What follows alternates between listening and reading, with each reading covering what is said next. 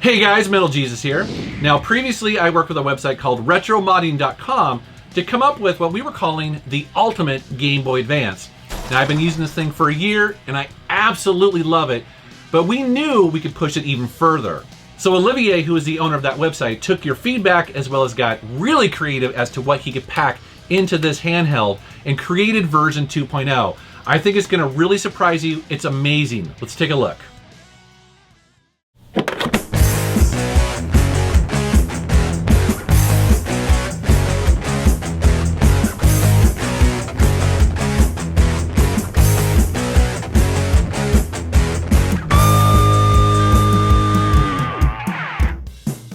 First off, I want to remind people just why I would want a modded Game Boy Advance. Well, the answer here is really obvious. I mean, that's the original version right there, and as you can see, the screen is not backlit. It's almost impossible to go back and play this original handheld as designed because you miss the fact that it's not backlit. And so here is the new version with a much improved screen.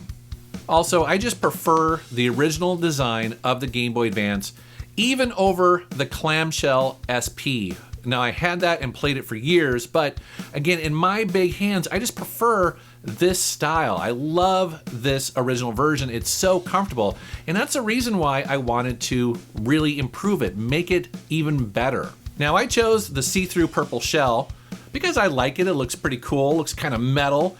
But he has a bunch of other colors and styles if that's not what you're into. So don't think that you have to stick with this particular purple shell. No, not at all. You can completely customize it to make it your own. Let's go ahead and take a look inside of the Game Boy Advance and some of the custom parts that they've inserted in here. Now, if you've torn these things apart before, you may not be recognizing some of these printed circuit boards. Well, each one of those does something very specific, and we're gonna get into what that changes about it. But it's just a good photo to show you all the work that's gone into this particular model. Let's go ahead and take a look at the screen and compare it to the previous version, which was already really good. On the left here is the old version, and then on the right is version 2.0. And you may notice that version 2.0 is just a tiny bit brighter.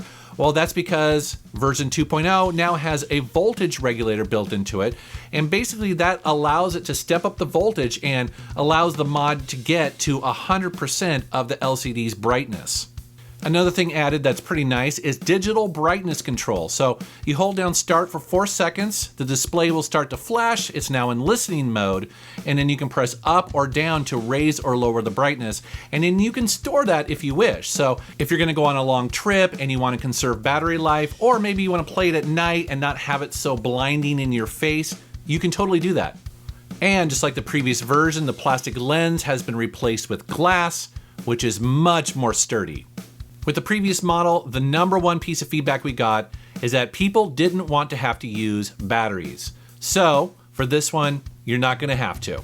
This Game Boy Advance comes with Retro Modding's own rechargeable battery pack. That's a custom charge controller, as well as a voltage regulator board attached to a 1000 milliamp hour lithium polymer battery. What that means is you don't have to buy any more batteries, and you get about 6 to 7 hours of gameplay. And then you charge it with your micro USB port. Another area that got quite a bit of improvement is in audio. So just like the previous version, this does have a custom amplifier. However, this time it has a 24 dB gain, which is almost 50% better than the previous model. And it has a new speaker. This one has better high and low frequency response, as well as higher sensitivity.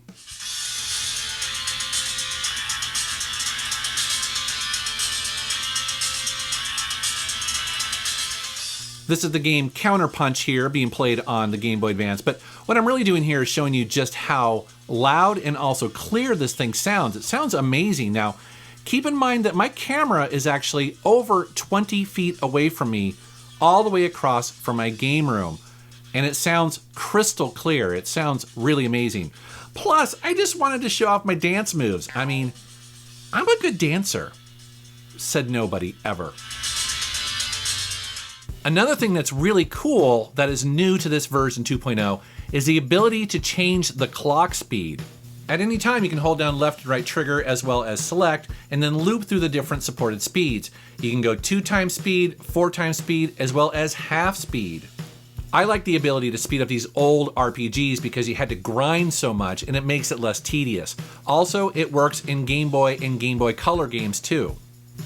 But of course, this is all about the games and how do they look? Well, it's hard to capture on film because you are going to get some sort of artifacting because there's a difference between the camera lens and the sensor and also the screen. But just be assured that in person, these look amazing. For instance, in racing games like this, there is no blurring, there is no slowdown whatsoever. Also keep in mind that I'm capturing this at 30 frames a second, but again, these games run at 60 frames plus, so they look great in person. Also, I noticed that the blacks, at least in person, are really dark. They're very black, and the colors are very vivid. So again, no complaints, but that's because it's based on Nintendo's amazing 101 screen that was perfect to begin with. So it's awesome. And then to round out the other changes that were made to my specifications, as you can see here, these are custom buttons. Now you can get them in pretty much any color you want, but for this one, I wanted a little bit more of a rock and roll look to it. That's why I'm using the dark purple as well as the black buttons. I didn't want them to stand out, but you can make them however you want. Even the shoulder buttons are custom, and I have to say, these feel softer and, dare I say, sexier. Yes, I said it, and it's true. I wanted to show the bottom again and that micro USB port because if you bought the version 1.0 and you want that rechargeable battery, you can buy that separately and then either cut that hole yourself or they sell pre-cut battery covers right on their site, so you'd be good to go. I like the custom badge and also labeling there. It says modded in Quebec.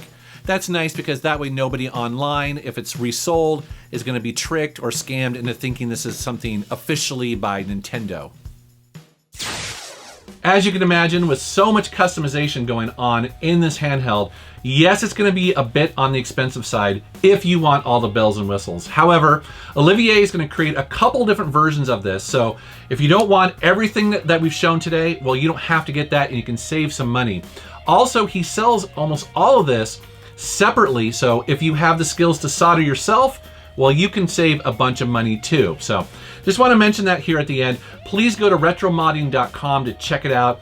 He did an amazing job. He's been a great partner to work with, and I love his work. So love to know what you guys think about this video. Please post a comment down below. As always, I want to thank you for watching my channel. Thank you for subscribing, and take care. By the way, at the end here, I want to mention that this is not a sponsored video, even though it kind of feels like that. To be honest, when I was looking for someone to create the Ultimate Game Boy Advance, that's when I ran into Olivier, and well, he does amazing work. He did a great job, and so I am thrilled to be sending people his way because he knows what he's doing and he loves it. So just want to throw that out there in case there's any sort of confusion. All right, guys, thanks so much for watching. All right, have a great day.